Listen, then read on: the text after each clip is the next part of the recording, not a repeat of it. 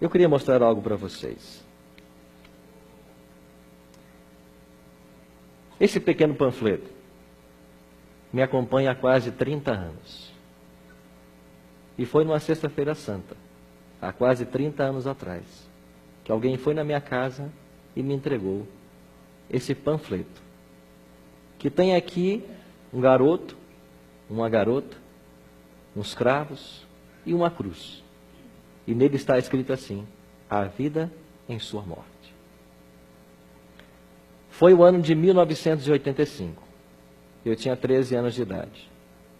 Eu estava assentado na sala da minha casa, naqueles dias, assistindo televisão. Havia chovido muito, a minha rua estava alagada.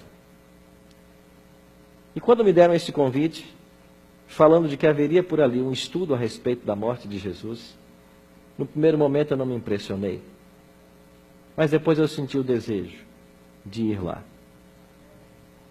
E quando lá cheguei, havia um homem, alto, um pouco corcunda, chamado Emanuel Ruela. Ele era um médico.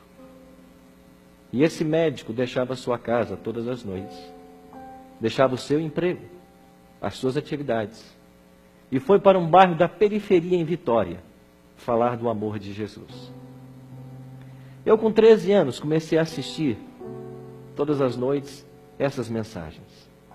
E ainda parece que eu ouço ainda na minha mente a sua voz, falando do sacrifício de Jesus, do amor que Cristo tem por cada um de nós. E de que na Semana Santa a gente tem que parar para celebrar o amor dele, o amor que o levou à cruz. O Arautos do Rei cantou há pouco que nós conhecemos o céu. E por que você pode conhecer o céu? Porque ele conheceu a cruz. E uma cruz que não era dele. Eu, com 13 anos, já havia começado a beber e a fumar. E já frequentava, naquele tempo a gente chamava de discoteca.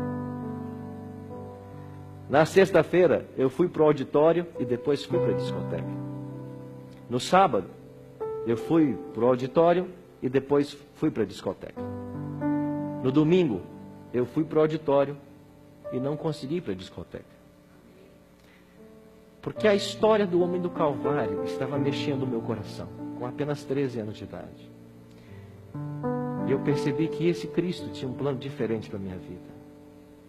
Eu percebi que beber, fumar ou estar fazendo outras coisas que prejudicavam o meu corpo não agradavam a Ele.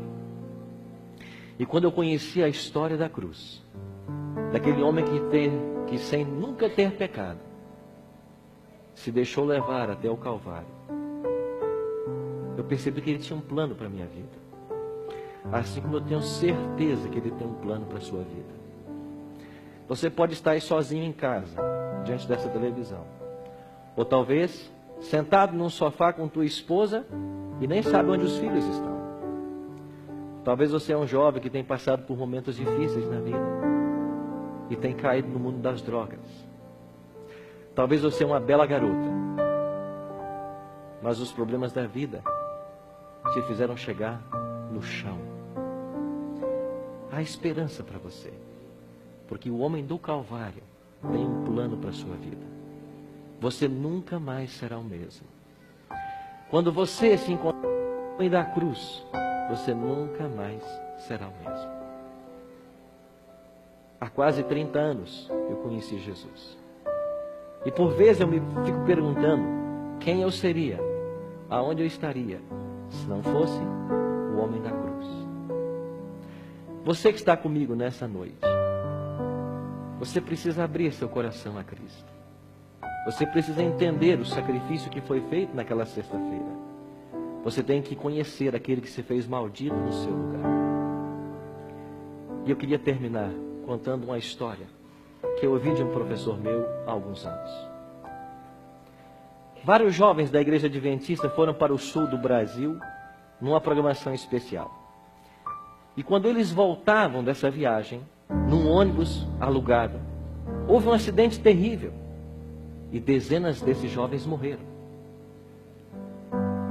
Me parece que 3 corpos foram levados para Belo Horizonte. mas a maioria deles, mais de 20, eram membros de uma igreja adventista aqui de São Paulo. E numa manhã, mais de 20 caixões ocupavam a plataforma da igreja.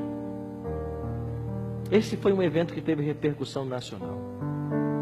Vários jornalistas para ali concorreram. E enquanto os pastores estavam na sala pastoral, se preparando para pregar a mensagem, um desses repórteres mais audaciosos interrompeu a conversa e perguntou assim para os pastores: que mentira vocês irão contar agora para a igreja? O que vocês dirão para enganar esse povo? Eu só acredito no homem, e nele vivo.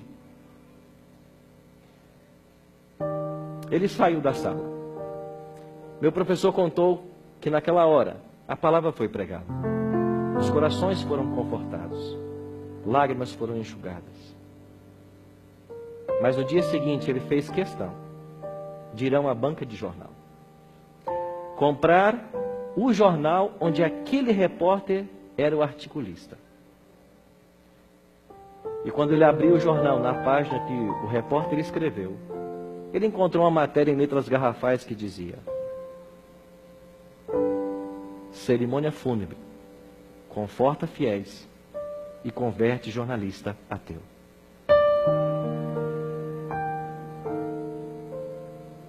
Nas entrelinhas da matéria, o repórter escreveu: quando eu saí da sala pastoral, eu me assentei no último banco da igreja. E quando a mensagem começou a ser pregada, eu descobri que Cristo estava vivo. Era eu quem estava morto.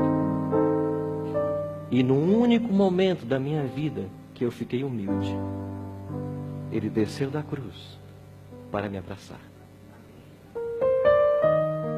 No único momento da minha vida que eu fiquei humilde, Ele desceu da cruz para me abraçar. Eu vou chamar o quarteto agora. Eles irão cantar. E você que está comigo nesse auditório, se nesta hora você quer ficar humilde para que o homem do Calvário abrace você, eu vou convidar você a vir aqui à frente e tomar uma decisão, que é a decisão mais importante que um ser humano pode tomar. A decisão de permitir que Cristo seja entronizado no trono do coração. Permitir que Jesus tome conta da sua vida.